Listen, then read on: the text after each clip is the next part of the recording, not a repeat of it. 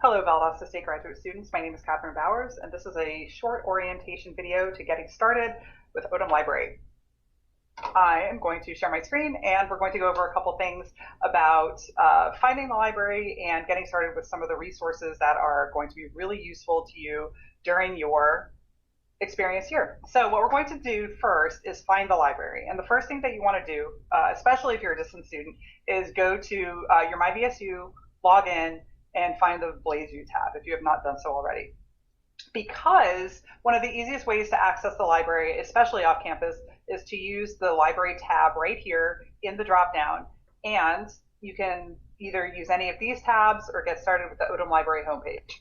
And when you click that, it's going to take you to the main portal, not just Galileo, but it'll take you to all the tools and other things that are not especially in Galileo.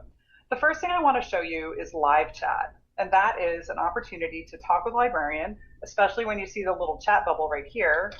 And then you can just send us a question. You can be at home, you can be anywhere, and we'll just go ahead and answer it. Whoever is at the reference desk during reference hours will answer this. The other thing that you might want to keep in mind is you can contact us on social media, which is at VSU Odum Library on Instagram, Facebook, and Twitter. There's this other tool which is incredibly useful called Make an Appointment. And this is a good opportunity to contact a librarian, to meet over webcam, over the phone, face-to-face, in most times, and just kind of give an overview of the library, especially if you don't have a research question. But it is also useful to figure out maybe how to get started, or if you hit a brick wall with your research, we'll definitely sit with you and work with you and help you find things and troubleshoot some of your searching issues. If it's that, or it could be a resource issue, it could be all sorts of things, but we will sit with you and work with you and figure out what to do next. So we also have a service called Interlibrary Loan, which is right here, ILL, and that is an opportunity to get materials from another library as long as you have a citation. And that is a free to you charge. I've used it extensively. I have never had to pay for an article. The possibility to pay for an article exists, but that is very rare and under very specific circumstances. So keep in mind that library services are part of your experience at Valdosta State and should be of no charge to you. So, and that is part of the reason why you sign in, to have access to databases and all sorts of other types of materials that are not freely available on the web or may not be available at all local libraries. So another resource to show you are our research guides. We have a top list of some of the databases that people find very convenient to use. They might be broad, they might have a specific video component. Many programs use dissertations and theses for various purposes. But there's also, for example, if you are using a program that has specific databases, for example, communication arts, you can go specifically to Com and Mass Media Complete, and that'll really limit your search to only stuff that has been published in academic journals. And really quickly, an academic journal or peer-reviewed article, if you're not familiar with these terms, we'll be happy to discuss them with you further. The short answer for people who might be really uncomfortable with using this terminology is that it is a scholarly article is an article with original research by somebody who is doing research for other people who are also doing research. So there's other types of elements to consider into this process, but that's essentially what it is.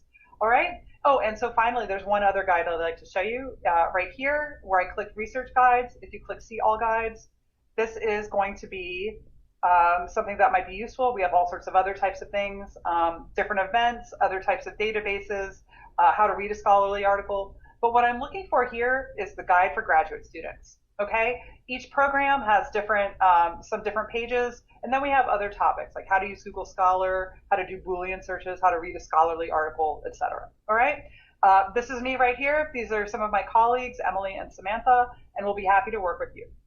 Again, here's another live chat option. So always ask a question. Don't let yourself get too frustrated. There are no stupid questions when it comes to research. So definitely don't let yourself get too lost or too frustrated. And finally, how we start searching. This is really just the beginning. We're opening the door a tiny crack. If you want to look for a book, you can click where it says books. There are ways to look in other book catalogs too. But what you want to do, if you want to look for a book, look for a book. If you want to look maybe more for scholarly articles, you can do that. And what I can do is just type in a topic just to get started, just, just to see what's out there. Medical humanities. And you've probably done some searching in the past, but what we have here is really just an overview of what's in Galileo, which is a good starting place. It might be too broad, it might not be specific enough, it might be perfect for your needs, but keep in mind that it is one of many resources. And once again, if you want a scholarly article, you can click scholarly. You can limit by time, maybe just from the last decade or so. And then you can even make your search more complex by clicking advanced. And then you can put in something like psychology, for example. All right. And so once you maybe find some stuff that you could be interested in, you can click find it at VSU. Maybe to get your article if you just want to go there right away. And it's taking you to a different link. But maybe it's not the perfect article for you, and the way to find out is really just to look. When was it published? Who was the author? And what are some of the subjects? Okay, the subject, of course, is the main sort of central aboutness of an article.